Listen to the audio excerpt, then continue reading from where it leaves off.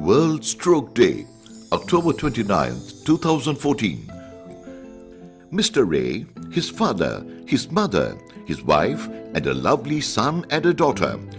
He works at the City Corporation office. His wife insisted to buy the movie tickets for the weekend show. The left side of his face dropped when he was smiling with his colleague at the neighboring tea shop. Rushing off from the office, he went to the movie counter. And asking for the tickets, he slurred and repeated twice to the movie counter guy. The crowd behind him screamed at him to hurry up. Rushing back home, he boastfully plucked the tickets from his wallet to hand them to his wife. Blah! He dropped the tickets on the floor as he felt a strong pang of numbness on his right arm.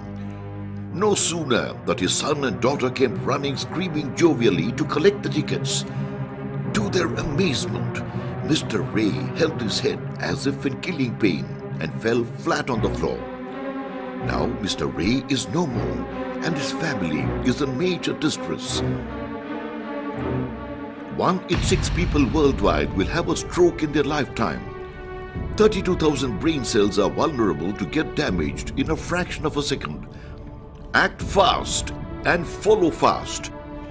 Visit Apollo Gleneagles Institute of Neurosciences if you have any of these symptoms for a checkup and prevent the disaster that happened to Mr. Ray's family.